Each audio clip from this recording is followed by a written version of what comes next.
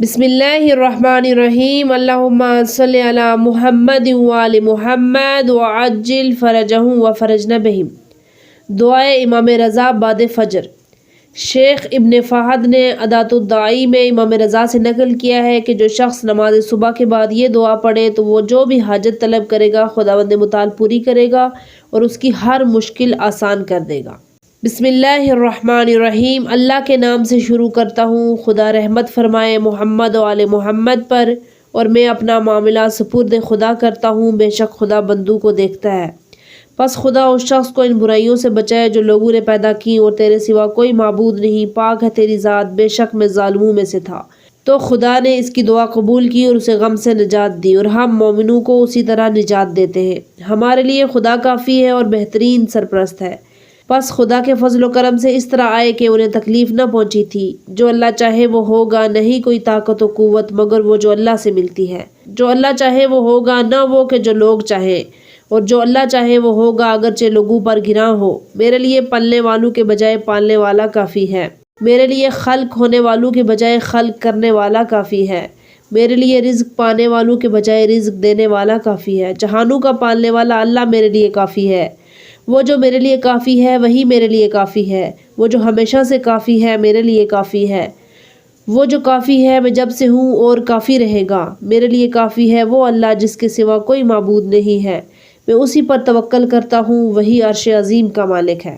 مؤلف کہتے ہیں کہ میرے استاد ثقافت الاسلام نوری، خدا ان کی قبر کو روشن کرے، کتاب دارالاسلام میں اپنے استاد عالم ربانی حاج ملا فتح علی سلطان آبادی سے نقل کرتے ہیں کہ فاضل مقدس محمد صادق عراقی بہت پریشانی، سختی اور بدحالی میں مبتلا تھے۔ انہیں اس تنگی سے چھٹکارے کی کوئی صورت نظر نہیں آ رہی تھی۔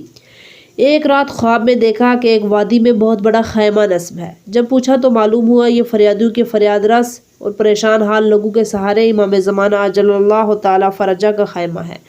یہ سن کر جلدی سے حضرت کی خدمت میں حاضر ہوئے، اپنی بدحالی کا قصہ سنایا اور ان سے غم کے خاتمے اور کشائش کے لیے دعا کے خواستگار ہوئے۔ آن حضرت نے ان کو اپنی اولاد میں سے ایک بزرگ کی طرف بھیجا، ان کے خیمے کی طرف اشارہ کیا۔ آج خود حضرت کے خیمے سے نکل کر اس بزرگ کے خیمے پہ پہنچے، مگر کیا دیکھتے ہیں کہ وہاں سید سند خبر معتمد عالم امجد معید بارگاہ آقائی سید محمد سلطان آبادی مصلی عبادت پر بیٹھے دعائے قرات میں مشغول سلام کیا اور اپنی حالت راز بیان کی تو سید نے ان کی رفع مصائب اور وسعت رزق کی ایک دعا تعلیم فرمائی۔ وہ خواب سے بیدار ہوئے تو مذکورہ دعا انہیں ازبر ہو چکی تھی۔ اسی وقت سید کے گھر کا قصد کیا، حالانکہ ذہنی طور پر سید سے بتعلق تھے اور ان کے ہاں آمد و رفت نہ رکھتے تھے۔ جب سید کی خدمت میں پہنچے تو ان کو اسی حالت میں پایا جیسا خواب میں دیکھا تھا۔ مسلح پر بیٹھے اذکار و استغفار میں مشغول تھے۔ جب انہیں سلام کیا تو ہلکے سے تبسم کے ساتھ سلام کا جواب دیا، گویا وہ صورتحال سے واقف ہیں۔ ان سے دعا کی درخواست کی تو انہوں نے وہی دعا بتائی جو خواب میں تعلیم کر چکی۔ پھر انہوں نے دعا پڑھنا شروع کر دی۔ پھر چند ہی دنوں میں ہر طرف سے دنیا کی فراوانی ہونے لگی، سختی اور بدحالی ختم ہوئی اور خوشحالی حاصل ہو گئی۔ حاج ملا فتح علی سلطان آبادی علیہ رحمہ سید موصوف کی تعریف کیا کرتے تھے کیونکہ آپ نے ان سے ملاقات کی، بلکہ کچھ عرصہ ان کے شاگرد بھی رہے۔ سید نے خوابیداری میں خواج ملا فتح علی کو جو دعا تعلیم کی تھی اس میں یہ 3 اعمال شامل ہیں۔ فجر کے بعد سینے پر ہاتھ رکھ کر 70 مرتبہ کہیں یا فتاح یا فتاح یا فتاح۔ پابندی سے کافی میں مذکورہ دعا پڑھتے رہے جس کی رسول خدا نے اپنے ایک پریشان حال صحابی کو تعلیم فرمائی تھی۔ اس دعا کی برکت سے چند دنوں میں اس کی پریشانی دور ہو گئی تھی۔ وہ دعا یہ ہے: نہیں کوئی طاقت و قوت مگر وہ جو خدا سے ملتی ہے۔